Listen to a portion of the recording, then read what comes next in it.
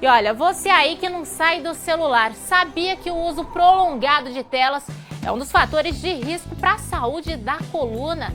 É isso aí, é o que mostra, o que revelou um estudo financiado pela FAPESP.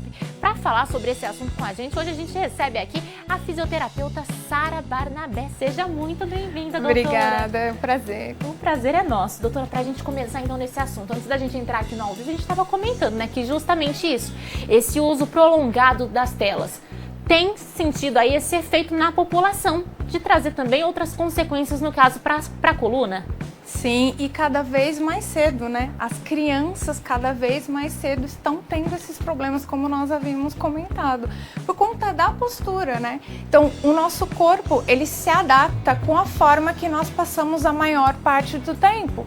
Então, se nós passamos muitas horas do nosso dia nessa postura, o nosso corpo, ele vai criar essa postura, só que não é adequado. Por conta disso, nós vamos tendo problemas futuros. No caso, então, aí, o que traz, né, esses problemas é o fato da gente ficar o tempo inteiro aqui na tela. Quantas horas por dia, por exemplo, de exposição às telas que começa a trazer esse problema? Olha, é aquilo que eu comentei anteriormente, né? O corpo se adapta com a forma que nós passamos a maior parte do nosso tempo. Então, é mais fácil nós pensarmos em formas, né, de evitar uma má postura. Algumas, por exemplo, ao invés de eu ficar dessa forma, olhando o celular com a cabeça para baixo, para que eu, encaixe aqui o meu braço, no corpo e coloque o celular na altura dos olhos. Ou se eu tiver próximo a uma mesa, que eu coloque os braços, os cotovelos apoiados na mesa e o celular em cima. Dessa forma eu fico com o olhar bem próximo, reto. Olha que dica bacana, então, que a doutora trouxe agora. É uma forma de tentar evitar, minimizar esses problemas que as telas trazem pra gente. Sim, exatamente. Você comentou aí um outro ponto que eu achei muito importante, que é a questão das crianças, né? Elas, cada vez mais cedo, estão tendo contato com as telas, Sim. O que também reflete na saúde da coluna delas a longo prazo. Sim, exatamente. E nós conversávamos aqui que é importante que os pais, né, tenham esse conhecimento, os professores também na escola, né, tenham essa atenção para a ergonomia. Então, buscar sempre deixar a tela na altura dos olhos da criança, nunca que ela faça esse movimento, né, que ela fique nessa postura. Então, sempre usar suportes, mesas, sempre acostumar a criança com a tela na altura dos olhos. E, claro, sentar da melhor forma possível. Não estamos falando aqui de ficar robotizado e nem é saudável para a coluna que você faça um esforço para ficar numa posição correta. Isso precisa ser de forma natural. Olha que bacana. Daqui a pouco a gente fala mais então sobre essa questão da ergonomia, né, de tentar evitar esses problemas. Mas antes me conta, doutora, quais são os principais problemas de saúde que essa exposição exagerada nas telas, essa má postura, né, que consequentemente elas trazem, pode trazer também para a nossa saúde? Olha, sem dúvidas, né, primeiro de tudo vem a tensão muscular, que é aquela dor nos trapézios, dor no pescoço, dor no meio das costas, você estava comentando comigo, dor embaixo na lombar, como está passando, né, agora. Então, primeiro são as dores e depois aquilo que persiste, provavelmente pode ter algum outro problema instalado quando não é cuidado. Então, pode vir por conta disso hérnia de disco, escoliose, que é a curvatura em S da coluna e muitos outros problemas. Você comentou aí um ponto que eu ia tocar justamente, essa questão da escoliose, né, e da hérnia de disco. Então elas podem ser uma consequência dessa má postura, dessa exposição às telas, é isso? Sim, pode sim. A escoliose, que é a curvatura em S da coluna, né, ela pode ter vários fatores, várias causas, mas sim, uma delas pode acontecer pela má postura, sim. Eu tinha até o caso de uma paciente, uma criança, que começou a ter dores nas costas, fui avaliar a postura dela, estava uma postura mais torta. Quando eu fui perguntar como a criança senta na escola, ela se sentava próximo à parede. Então ela tinha que fazer esse movimento o tempo todo para enxergar a lousa. Caramba! Então, olha como que a ergonomia é importante. Nossa, demais. Nesse caso aí, né, das crianças, então, os papais precisam ter atenção redobrada no ambiente escolar, tanto em casa como também no ambiente escolar. Sim, exatamente. E no caso, né, se é um adulto, então, pode trazer esse mesmo exemplo, por exemplo, para o ambiente de trabalho, tem que estar atento ali às posturas, como está se sentando. Sim, exatamente. Como eu comentei anteriormente também, não estamos falando aqui das pessoas serem robóticas e ter que ficar se esforçando o tempo todo. Não é isso, tá, pessoal? A ideia aqui, a questão é você ter informação para que você não tenha problemas futuros. É simplesmente ajustes.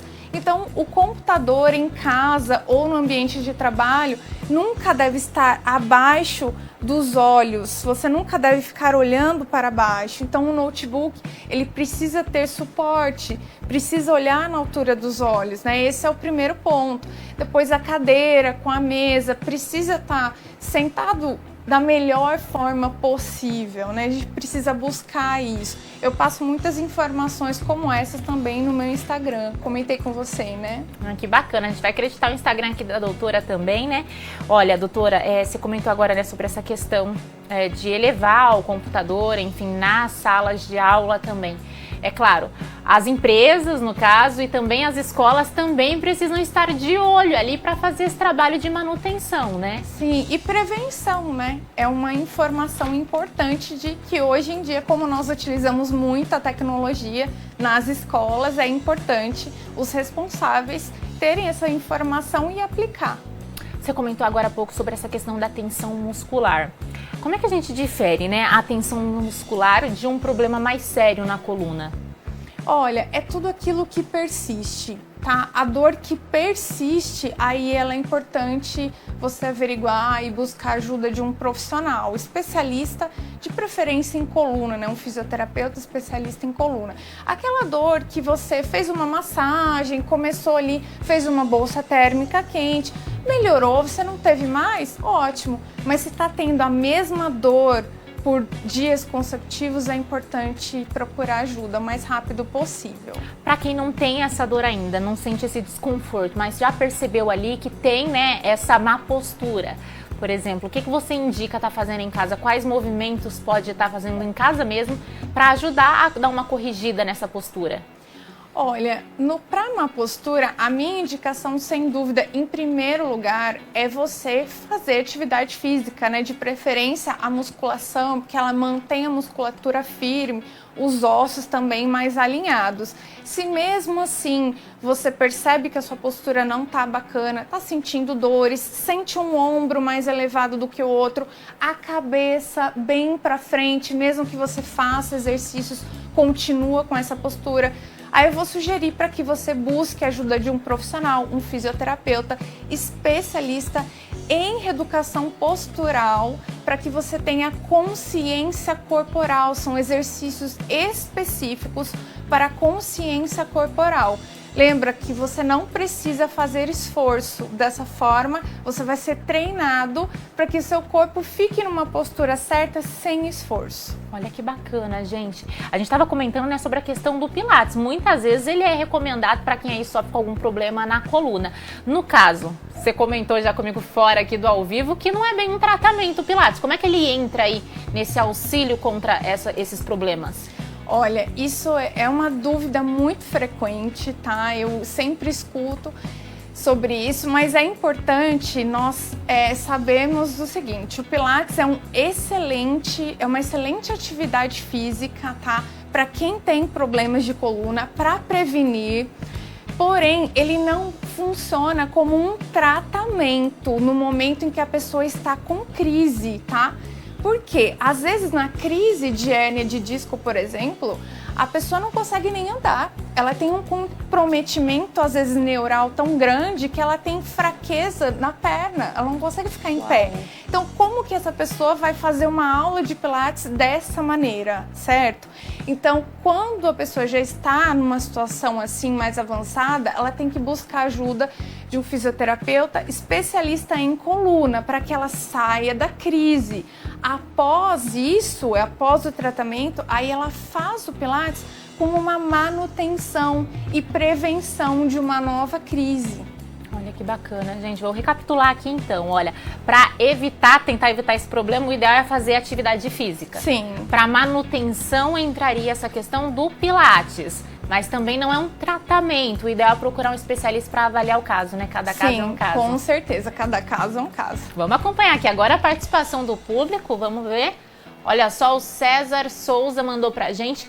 Fico muitas horas no computador. Tem algum exercício que eu posso fazer para ajudar na postura? Pergunta bacana do César. Tem algum, doutora?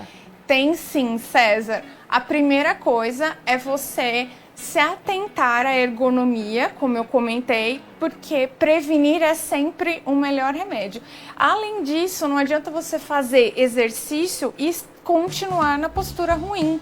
Né? Não vai adiantar. Então é importante primeiro você se atentar à ergonomia, organizar ali a altura do seu computador, da mesa, cadeira, e exercício sem dúvida para extensão do tronco, porque nós ficamos sempre em flexão, nesse movimento curvado. Então, exercícios que abrem, né? Extensão, exercícios para fortalecimento dos ombros, né? Que faz até aquela borrachinha, é importante fazer para fortalecer essa musculatura. Além, claro, de exercício, como eu comentei com você, musculação é excelente. No meu canal do YouTube eu ensino também muitos exercícios.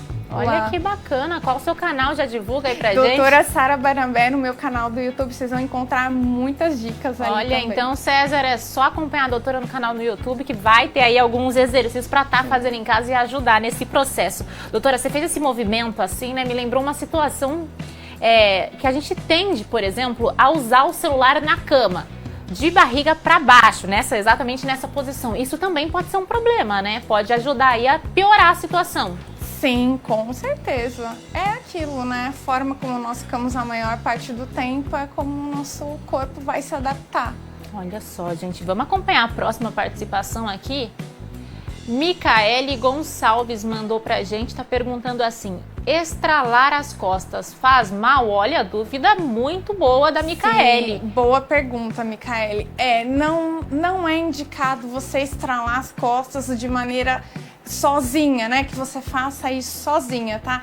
É importante que você busque a ajuda de um profissional e atividade física. Estralar as costas, a coluna, não é indicado. Mas no caso, então, estralar com um profissional adequado, tudo bem, não traz nenhum problema? Aí isso se for um profissional, né, uma pessoa que saiba, que tem uma certificação, saiba o que ela está dizendo. A minha opinião é outra forma como eu trabalho, né, eu não costumo estralar, costumo trabalhar de uma outra forma, então eu indico aí para você que você busque sempre ajuda de um profissional, não faça nada sozinha. Com certeza. E olha só, a Jennifer Moreira agora mandou pra gente perguntando assim: acordo com dores nas costas e no pescoço, como melhoro isso? Ótimo, Jennifer, ótima pergunta. Gente, o travesseiro é muito importante. Então, a forma como você dorme influencia muito nas suas dores. Então, Uau. Por exemplo, um travesseiro muito alto. Sabe quando você dorme num lugar diferente da sua casa e você acorda, nossa, eu dormi com um travesseiro duro ou estranho? É isso. Então, por exemplo, eu tenho o ombro curto, eu não posso usar um travesseiro muito grande. Se eu dormir de lado, vai sobrecarregar essa musculatura por conta da altura do travesseiro. Então é importante que quando você deite de lado, né, para dormir ou de barriga para cima, que a sua coluna fica reto, em linha reta e não com o pescoço inclinado. Ou um travesseiro muito baixo, a mesma coisa, a cabeça vai cair. Olha, eu ia perguntar justamente essa questão então. No caso aí do travesseiro muito alto, não é recomendado. Dormir sem travesseiro pode trazer problema também para a coluna? Sim, dormir sem travesseiro só se você dormir de barriga para cima. Então... Aí não precisa dormir de travesseiro, ou de barriga para baixo. Aí sem travesseiro, tranquilo. Agora, se você dorme de lado, imagina como fica. a sua cabeça vai cair pro lado, vai ter uma sobrecarga dessa musculatura aqui. Com certeza você vai acordar com dores no pescoço. Sem dúvidas, e uma noite má de sono acaba atrapalhando aí todo o andamento do dia, né? Sim, com certeza. Eu já tive até uma história aqui de um paciente que chegou, ele treinava e os ombros um mais alto do que o outro. Olha, ele, sim, e ele questionou isso, doutor, eu não sei o que eu faço. E dor, claro, sempre assim, uma dor nas costas. E aí a primeira pergunta que eu fiz para ele, como você dorme? E ele me disse, eu durmo de barriga para baixo, com as mãos assim e a cabeça no travesseiro. Exatamente o ombro mais elevado que ele tinha. Caramba! Então, é importante, a forma que você dorme influencia sim nas suas dores e na sua postura. Sem dúvidas. Vamos para a última participação agora com a gente. A Eduarda Silva perguntou assim, como deve ser a cadeira do trabalho? Dura, devo levar uma almofada para o cóccix? Olha, se necessário, se você achar necessário, que você está sentindo dor ali, é importante. Se você ela já citou, é dura, ela sente a cadeira dura, pode levar, assim. Importante que você tenha uma almofada também atrás nas costas para acomodar, eu acho importante. Mas o mais importante da cadeira também é que ela não faça esse movimento que você escorregue muito para trás, sabe? E também, claro, a altura do joelho, do cotovelo na mesa, isso é mais importante também ali numa cadeira. Doutora, obrigada pela participação, foi um prazer te receber. Eu que agradeço.